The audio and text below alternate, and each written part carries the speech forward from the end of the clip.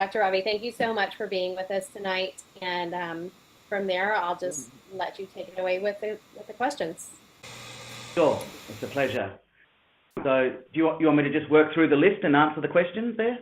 Right. I'm going to mute myself so that I don't disturb anything. And I'll just let you work through the questions. Yep. Okay, great. So the first question I have here is regarding the availability of Biomarin, and it's from Jenny from Russia, and she talks about it would take a few years from registering the medication in Russia.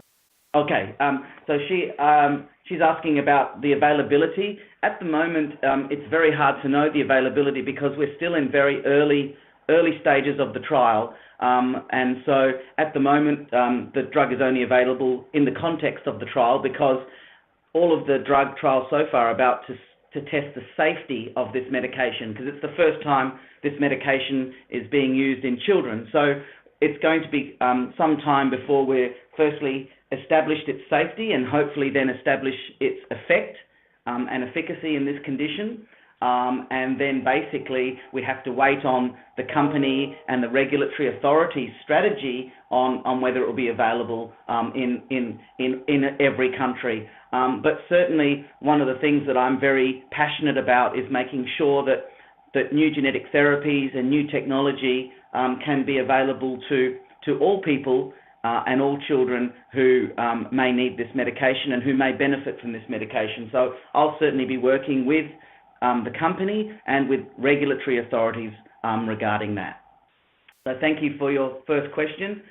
Working down my list, I see that the question is, the next question comes from Spain, and it's about if giving this medication can correct the curving of the shin bones and the curving of the spine. And again, we hope theoretically the medication may have benefits on all the bones, including the spine, because of its mechanism of action, but it's still really early days. At the moment, we really only have 1 year's data on the medication at a specific dose, and we do know that that is increasing growth velocity, as was released recently by the company and on the Research and Development Day recently in New York. But it's really too early to tell the other effects at this time, so we really do have to wait. Although it is very exciting at this time, we're still in the early steps of this journey to understanding exactly where this drug may have a place.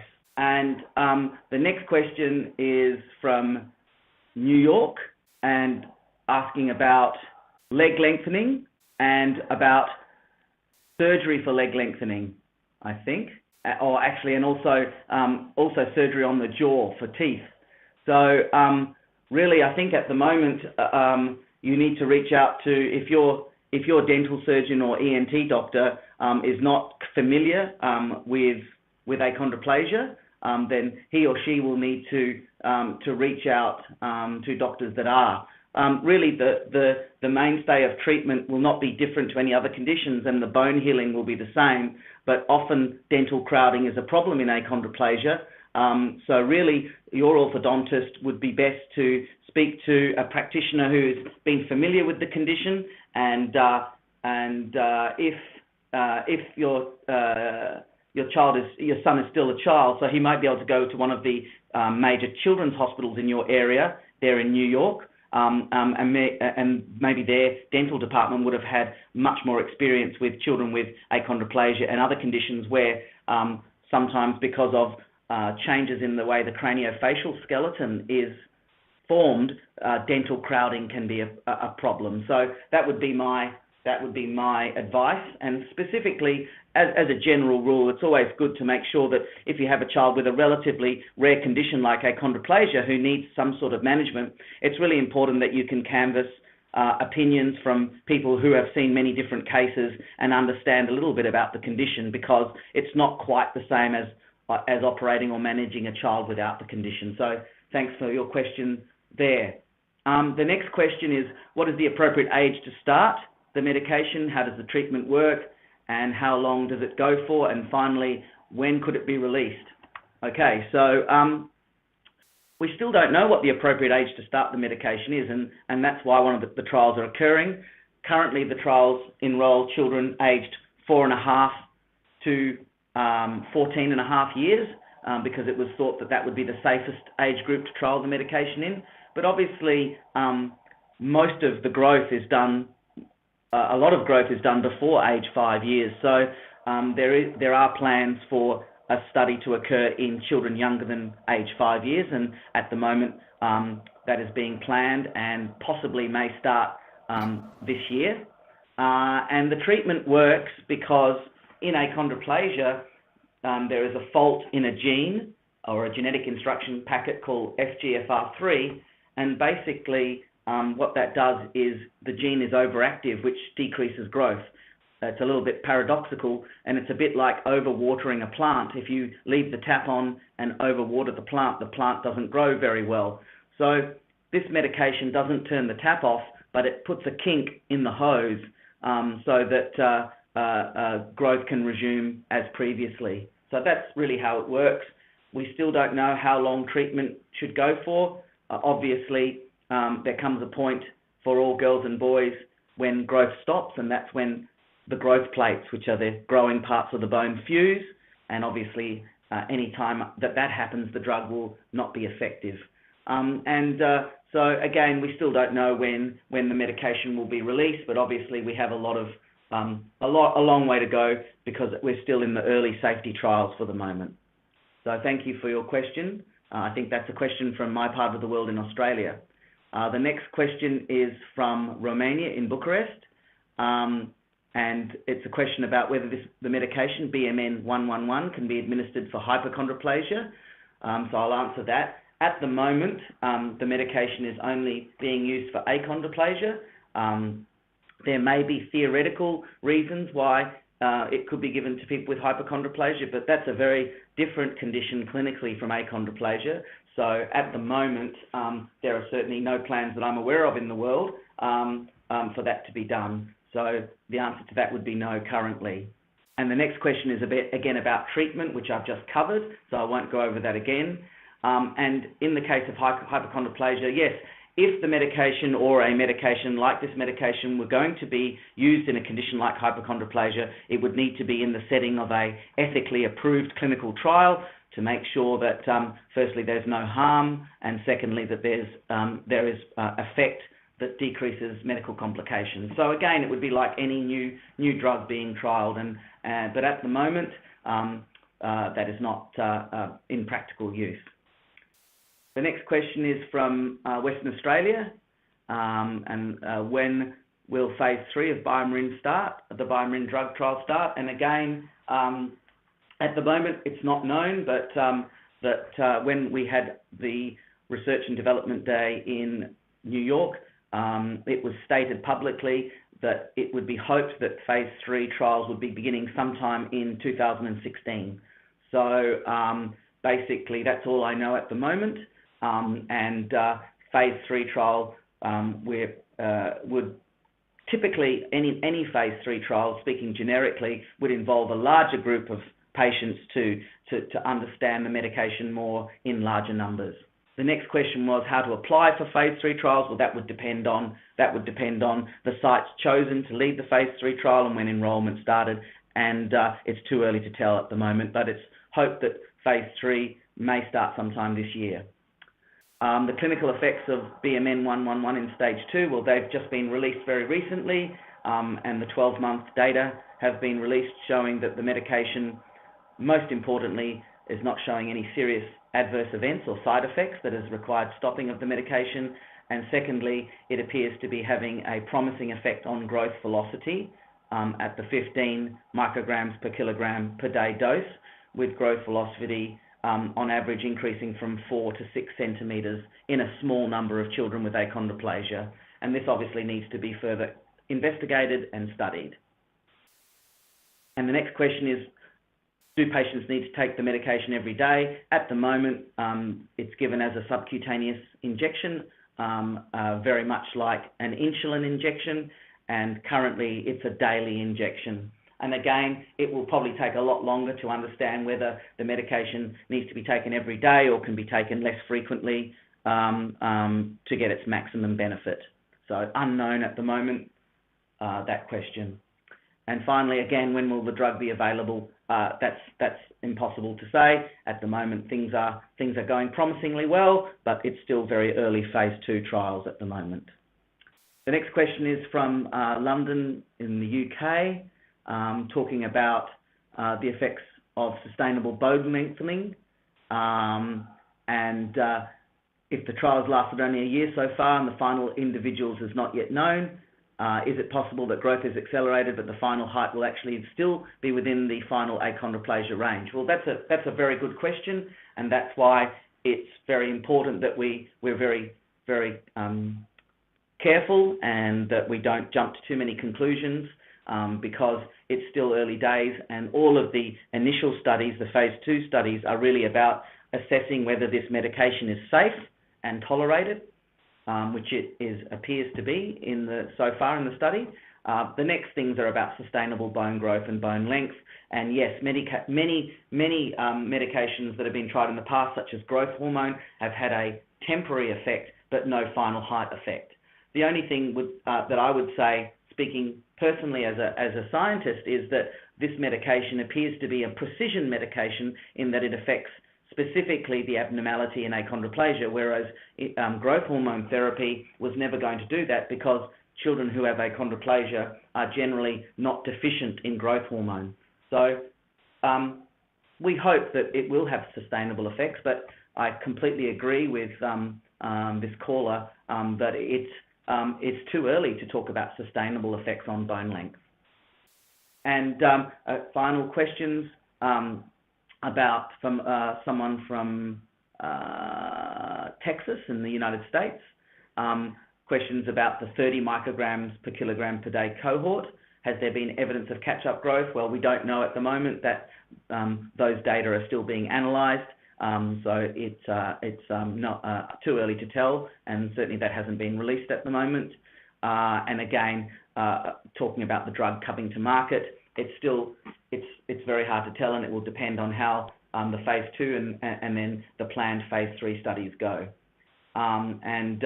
The final question was, do the daily injections need to be given in a specific area for them to be effective? Well, again, that's a good question. And at the moment, much like insulin, the injections are given, we vary the sites of the injections. They can be given in the buttocks, around the thighs, in the upper arms, and in the abdomen as well. And the injection sites are usually rotated, so we don't want to keep injecting the same site and causing irritation. The other good thing is that really, apart from a little bit of mild redness at the injection site, there haven't been any other significant reactions, which is great. But certainly, any injection that delivers the drug into the subcutaneous tissue, which is just underneath the skin but not into the muscle, is the mode of administration currently of this medication. So I think they're the main questions I had on my sheet, and I hope that my answers have helped shed some light. I think the main thing to remember is that although there is a lot of promising data on the first 12 months use of this medication in children with achondroplasia, it's really important to remember that this trial is all about making sure the medication is safe, and then the next parts of the trial will be looking at effectiveness and the best way of using this medication. But look, I think the way I look at this is that this is a great new option for families and children with achondroplasia, and it's certainly an option that wasn't there previously, and we're hoping that it may well decrease the medical complications of the condition and keep healthy children healthy as adults. So it's an exciting time, and but it's very, very early days, and we still need to learn a lot more, and we're working very hard to do so. But the primary consideration is always the safety of our patients. Thank you very much. Thank you. Thank you so much for going through those questions. We have had a couple of more questions that have come in since the ones that I sent you. So I'm just going to read those as soon as I make sure I find the right spot. Okay, so another question is, Are we going to be able to give the treatment to our 6-month-old daughter in the near future? And then, in your opinion, what would be the best age to start the treatment?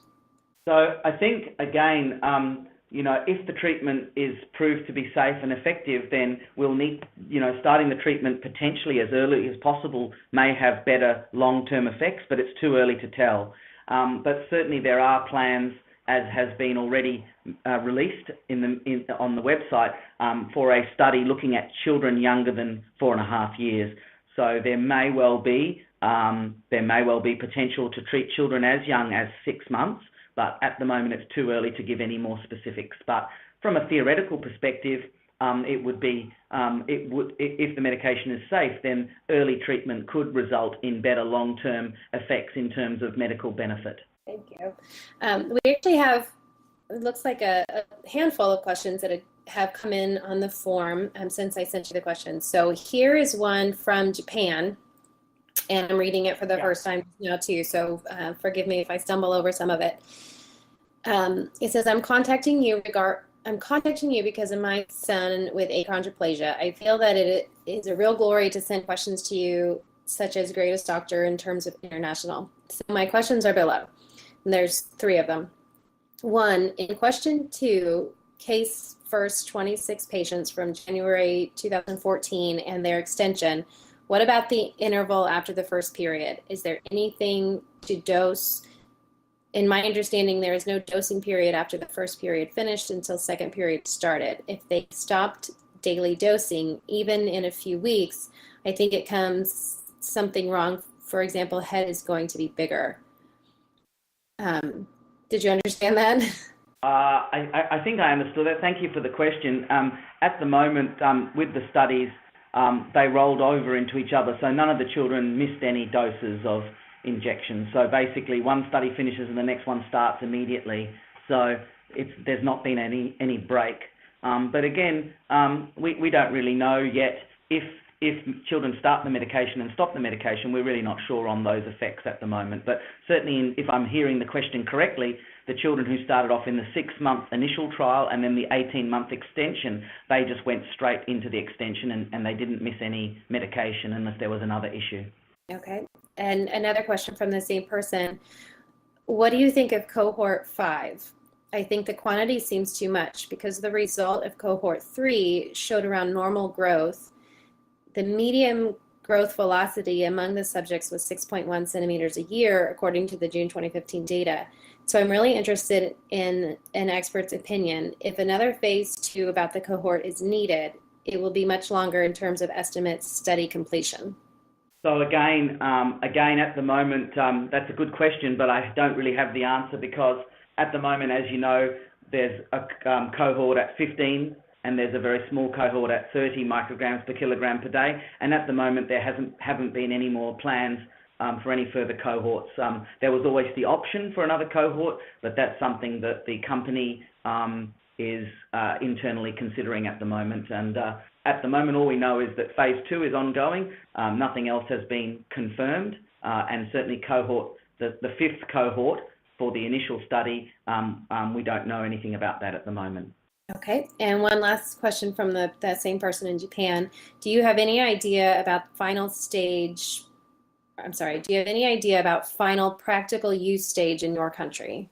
Oh, no, it's way too early for that. We've just started, the children have only been on the medication for a short period of time and we're just understanding the safety profile and just beginning to explore some of the early effectiveness profiles. It's going to be some time more before that. So again, I'd have to just mention again that we want to go slow, and even though the primary results are promising, we need to be meticulous and slow as we understand more about this medication. So, the latest press release and the release from the company just recently is the latest information that we have and the latest information that I have as well. Okay, and here's another question from Edinburgh, Scotland. My child was born 3 months ago and diagnosed with achondroplasia. Are there any trials planned for infants and toddlers in the future, and would it include children from the UK? So again, just to say again that there are plans for treatment of children under 4.5 years that will become more clear as time passes, and potentially if the caller's child is in the UK, there is a site in London, in England. So potentially the answer would be yes, but I would recommend that the caller contacts the company who could discuss that and give the name of the principal investigator in the United Kingdom. Okay. Next, we have quite a few questions from the same person. Okay. If there is no improvement shown on proportionality with the drug, isn't it basically the same as a growth hormone? Couldn't we just use regular growth hormone for our Hypochondroplasia 8-year-old? We've been told by 3 endocrinologists that growth hormone won't work on ACH, but it may possibly work on some with HCH. All 3 did not recommend it given the risks. However, perhaps there may have been some Japanese study where it may have helped, but alas, with the daily and costly injections of growth hormone, they mentioned that after the growth hormone shots are stopped, the kids grow back to the previous growth curve, showing no improvement if they stop. So there perhaps was no point in using it. Is that the same with using this drug, or does the added bone growth that was triggered from growth hormone remain in place? Oh, look, that's yeah, it's a difficult, lots of different parts to that question. But at the moment, growth hormone is, as I've said, is a medication that doesn't improve final adult height in bone dysplasias. It also has the added difficulty of potentially making orthopedic problems worse.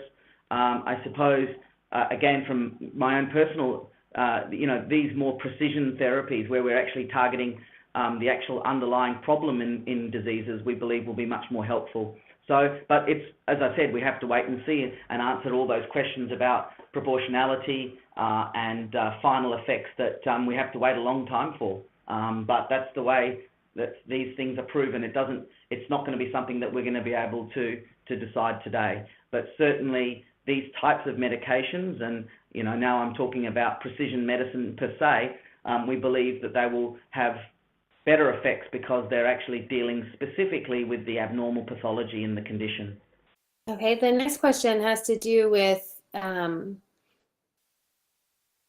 getting in contact with you or others doing the study. Says, how can we follow up, perhaps with a call or appointment later, to see if your drug becomes indicated eventually in time, hopefully? Where is your U.S. Centers for Contact?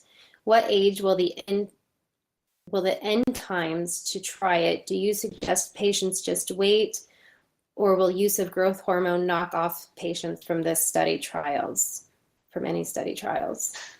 So, I mean, at the moment, you'll just, again, the best way to do things is to go through the company, the website, and to keep updated. At the moment, it's early days and the medication is still in trials.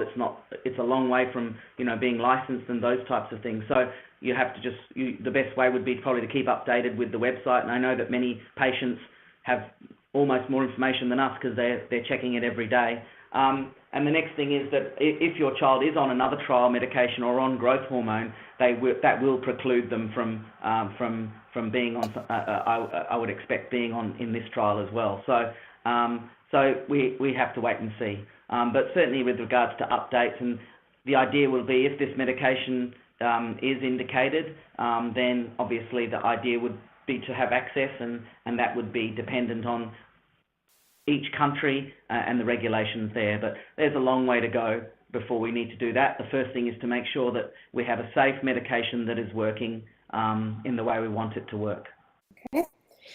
Will there be any reason to consider this drug for other possible beneficial reasons, hand and foot growth, etc., or will this likely be just long bones be affected? So basically this medication should affect all the growth plates, and there are growth plates in all of the bones, including the spine. So we have to wait and see what the effect is on all of the bones. But obviously the most effects will be on the bones that grow fastest, which are the long bones. So yeah, but it will theoretically have an effect on all of the bones that form by this method of bone growth, which is called endochondral ossification. So again, and that's from an academic point of view, it's a neat solution because it does it actually is actually looking at the condition at its source. And the next question, is there any potential for insurance coverage for this novel new drug? Oh, I have no idea, and that would vary from country to country, and is probably it would only be after the medication was licensed. So again, we're about 20 steps from that. And the next question you may have answered already. Are there any trials planned after phase 3, any on HCH, or will this perhaps require off-label use? Yeah, not that I know of. And again, with regards to other conditions, there's no plans that I know of at the moment, but things change very rapidly. So we have to wait and see. 5 years ago, we wouldn't be having this conversation because there was no therapy for achondroplasia that had the potential for a trial. So things change very rapidly. We're in an era of medicine and genetics where there are new treatments emerging. So we'll just have to wait and see about all of that. In fact, I've just written a paper on emerging therapies for skeletal dysplasias, which has just been published online in the American Journal of Medical Genetics, the American Journal of Medical Genetics, and can be downloaded by any of the listeners, which summarizes where we are with not just achondroplasia, but with other skeletal dysplasias as well. Right, and those handful of questions were from the same person that ends it and just says, thank you for all your great work on this difficult problem faced by so many families. So at this time, let me check and see if anybody on the call has typed in any questions. If anyone on the call would like to ask a question, you can either type it into the chat room, or if you would like to just type in that you'd like to ask your question live, then I can unmute you so you can ask it yourself. Someone says, bravo, great work. Thank you for your help and innovations. No, it's my pleasure, and thanks to all your listeners and callers. And I think the main thing is that, I'm an independent doctor who's been looking after children with skeletal dysplasias for 20 years. So my main interest is seeing whether we can decrease medical complications of the condition. And obviously I want to make sure that this medication that we're trialing is safe. So that's my primary concerns. And I know that people are very, very, very keen and very enthusiastic to get on board, but we still have to make sure that we're dealing with a safe medication and that we do everything in a correct and ethical and very strategic and meticulous way to make sure that our patients are kept healthy. So that's really where I'm coming from, but I also can't hide the fact that it's a very exciting time. Excellent, excellent. Well, thank you again so much for being with us tonight or this morning. Yes, it is for you. Oh, hi. Do we have a live question? Hi. Yeah, how are you? Just a real quick question. I know the doctor says that we're about 20 steps away from being licensed. I know it's obviously hard to tell at this point, but do we know at least an estimate more or less of what 20 steps away looks like? Is it like 2 years away, assuming everything goes well? Are we talking about 2 years away? Are we talking about 10 years away? What kind of time frame, if we can even get an estimate? I don't know if that's possible, but I'd be interested in knowing. Yeah. Thank you for your question, but I really don't. I would just be guessing. I have no idea. I'm probably the wrong person to ask that question, and it would really depend on what trials are done next and the results that are coming out, and so I have really no idea. Obviously, the idea would be to work towards it as quickly as possible, but only when all the information is present. But I really couldn't give you a time, and I think that question was. And that question's also been asked to the company, who know more about it than I do, and they also aren't giving a time frame. So I really wouldn't want to speculate at all. Okay, it seems that's it. So again, thanks so much for being with us. Thank you for generously donating your time. My pleasure. My pleasure. I'm sorry I was a little bit late calling in because of some technical issues. That's okay. That's okay. Thank you for all who called in and submitted questions online from all over the world. Somebody is asking, when is your next meeting? And I'm not exactly sure I understand the question. If you're referring to when is our next LP Doc Talk session, we currently are about to be scheduling one for June. early to mid-June, but I don't know exactly when that day is going to be. So hopefully that answered that question. It'll be online soon as we do get that scheduled. And this session will also be, the recording will be online probably in about a week. And you can all find that on Growing Stronger's YouTube channel and on our website at www.growingStronger.org on the LP Doc Talk page. And before we got started, somebody had asked for a little more information about Growing Stronger and LP Doc Talk. And Growing Stronger is a nonprofit organization that was started by a parent of a little person. And we work to improve the quality of medical care for little people by supporting research. So we give out grants to various doctors who are researching medical solutions for little people. And the LP Doc Talk, which this is a session of, it's a series of conversations with world-leading doctors and experts focused on dwarfism. So this is session 7, I believe, and every session is recorded, so you can always go back and listen to any of them. And we also transcribe them in English and translate them into 4 different languages. We're currently translating into Spanish, Japanese, German, and Arabic. So if you have anyone who's interested in the topic that speaks one of those languages, you're able to forward that on to them as well. So that wraps us up. Thanks, everybody. And feel free to go to the growingStronger.org website if you have any further questions for us or for any of our experts, and we can always get questions off to them. So thank you all, and have a good evening or good morning, depending on the part of the country you're in. Thanks for having me, Stacey. Bye-bye.